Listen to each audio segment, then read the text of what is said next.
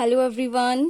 सो ਆਪਾਂ ਐਂਟਰੋਪੀ ਕਰ ਰਹੇ ਸੀ। ਐਂਟਰੋਪੀ ਦੇ ਰਿਗਾਰਡਿੰਗ ਮੈਂ ਤੁਹਾਨੂੰ ਕਾਫੀ ਸਾਰਾ ਮਟੀਰੀਅਲ ਪ੍ਰੋਵਾਈਡ ਕਰ ਦਿੱਤਾ। ਹੁਣ ਅਸੀਂ ਬਸ ਇਹਦੇ ਸ਼ਾਰਟ ਹੈਂਡ ਜਿਹੜੇ ਕਹਿ ਲਓ, ਨੋਟਸ ਕਹਿ ਲਓ, ਕੁਝ ਸ਼ਾਰਟ ਜਿਹੜੀਆਂ ਟਰਮਸ ਉਹ ਦੇਖਾਂਗੇ ਤੇ ਕੁਐਸਚਨਸ ਕਰਾਂਗੇ। ਫਸਟ ਆਫ ਆਲ ਆਪਾਂ ਸਟੈਟਿਕਲੀ ਜਿਹੜੀ ਇਹਦੀ ਸਟੈਟਿਕਲ ਦੇ ਵਿੱਚ ਆਪਾਂ ਡੈਫੀਨੇਸ਼ਨ ਪੜ੍ਹ ਲਈ ਸੀ। S is equals to K log W, ਜਿੱਥੇ K ਵੋਲਟਜ਼ਮਨ ਕਨਸਟੈਂਟ ਸੀ and W is the thermodynamic probability। ਤੇ ਫਿਜ਼ੀਕਲ ਸਿਗਨੀਫੀਕੈਂਸ ਦੇ ਵਿੱਚ ਸਾਨੂੰ ਇਹ ਪਤਾ ਹੈ ਕਿ ਜਦੋਂ ਇੱਕ ਸਿਸਟਮ ਇਕੁਇਲਿਬਰੀਅਮ ਹੁੰਦਾ ਆ ਉਦੋਂ ਥਰਮੋਡਾਇਨਾਮਿਕ ਪ੍ਰੋਬੇਬਿਲਿਟੀ ਜਿਹੜੀ ਉਹ ਮੈਕਸਿਮਮ ਹੁੰਦੀ ਆ। ਦੈਟ ਮੀਨਸ ਜੇ ਥਰਮੋਡਾਇਨਾਮਿਕ ਪ੍ਰੋਬੇਬਿਲਿਟੀ ਮੈਕਸਿਮਮ ਹੋਏਗੀ ਤਾਂ ਐਂਟਰੋਪੀ ਵੀ ਕੀ ਹੋਏਗੀ? ਮੈਕਸਿਮਮ।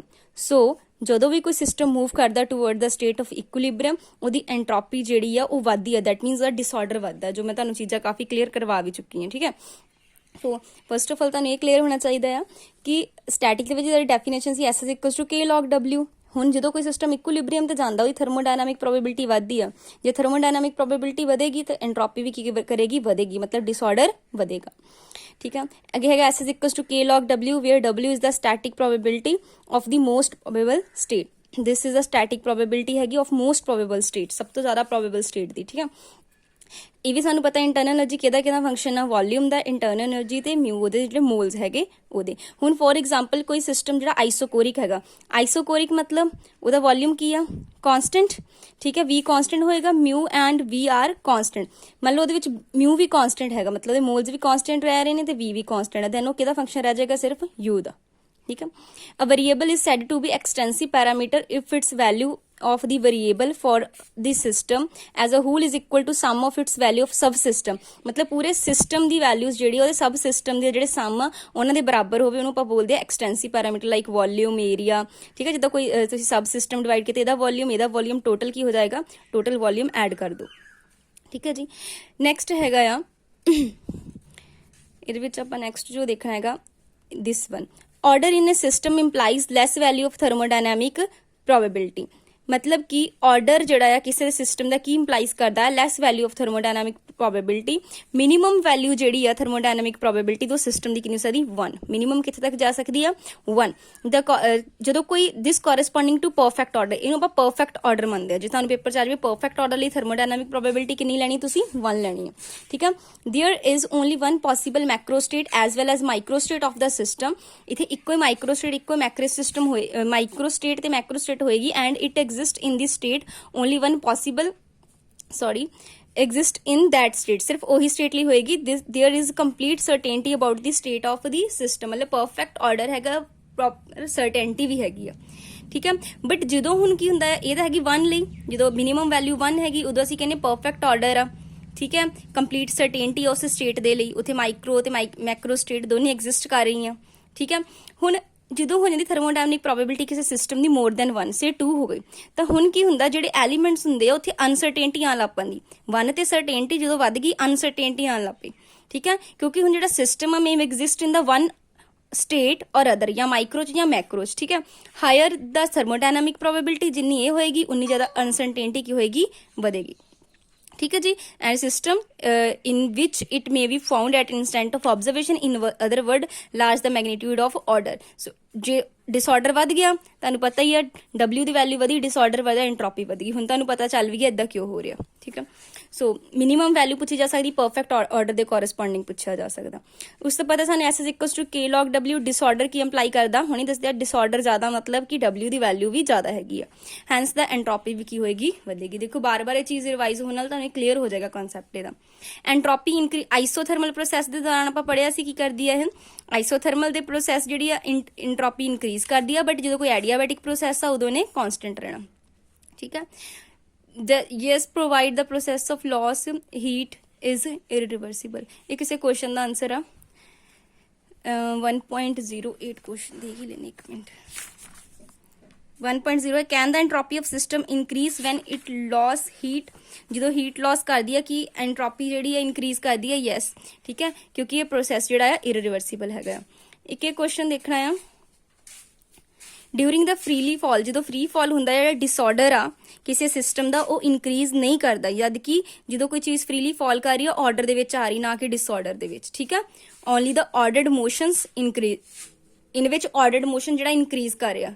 ਠੀਕ ਹੈ, so during the free fall disorder ਕੀ ਹੋ ਰਿਹਾ ਆ ਕਿਸੇ ਸਿਸਟਮ ਦਾ, ਉਹ ਇਨਕਰੀਜ਼ ਨਹੀਂ ਕਰਦਾ, ਇਸ ਕਰਕੇ ਉੱਥੇ ਐਂਟਰੋਪੀ ਇਨਕਰੀਜ਼ ਨਹੀਂ ਹੋਣੀ, ਕਿਉਂਕਿ ਡਿਸਆਰਡਰ ਵਧੇਗਾ ਤਾਂ ਐਂਟਰੋਪੀ ਵਧਣੀ ਹੈ।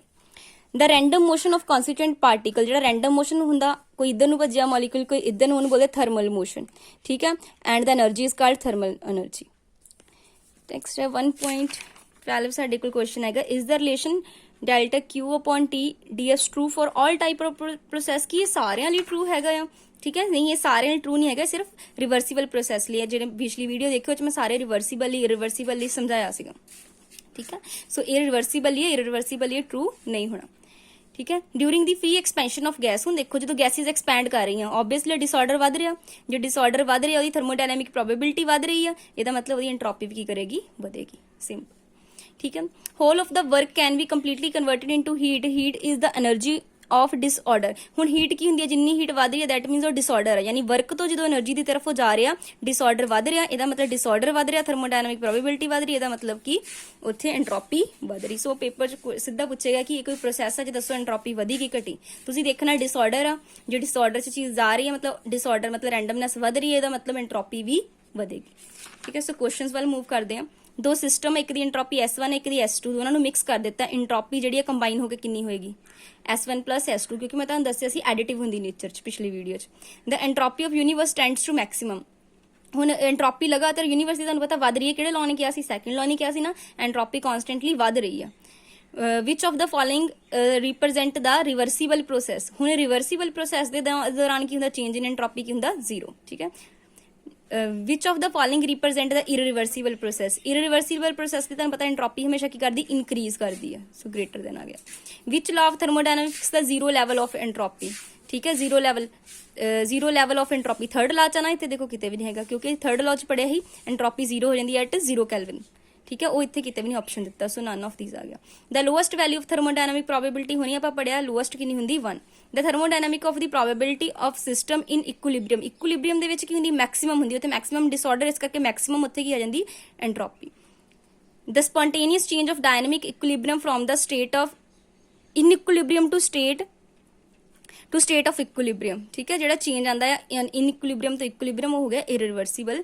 The spontaneous change of dynamic system from the state of inequilibrium to the state of equilibrium, ਉਹਨੂੰ ਆਪਾਂ ਬੋਲਦੇ ਆ irreversible, ਮਤਲਬ ਜਿਹੜਾ spontaneous change ਹੈਗਾ ਆ inequilibrium state to equilibrium the, that is irreversible ਹੈਗਾ, that is 1.23 ਦਾ ਇਹ ਤਾਂ ਦਿੱਤਾ ਹੋਇਆ ਆ, ਠੀਕ ਹੈ, irreversible ਜਾਏਗਾ। Which one of the following process is also termed as isoentropic, ਇਹਦੇ ਵਿੱਚ ਕੋਈ ਵੀ ਨਹੀਂ ਹੈਗਾ, ਇਹਨਾਂ 'ਚ ਕੋਈ ਵੀ ਆਈਸੋਐਂਟ੍ਰੋਪਿਕ ਜਿਹੜਾ ਤੁਹਾਨੂੰ ਇਹਦੇ ਵਿੱਚ ਨਹੀਂ ਪ੍ਰੋਵਾਈਡਡ ਹੈਗਾ, ਠੀਕ ਹੈ। The thermal probability of system perfect order ਲਈ ਦੇਖੋ ਆ ਗਿਆ ਨਾ, ਪਰਫੈਕਟ ਆਰਡਰ ਲਈ ਹੁਣੀ ਪੜਿਆ ਹੀ 1 ਹੁੰਦੀ ਹੈ, ਠੀਕ ਹੈ, ਤੇ ਇਹੀ ਮਿਨੀਮਮ ਹੁੰਦੀ ਹੈ। Which one of the following law of thermodynamics is consequence of law of increase of entropy, entropy ਲਗਾਤਾਰ ਵੱਧ ਰਹੀ ਹੈ, ਕਿਹੜੇ ਲਾਅ ਨੇ ਕਿਹਾ, ਸੈਕੰਡ ਲਾਅ ਆਫ ਥਰਮੋਡਾਇਨਾਮਿਕਸ ਨੇ।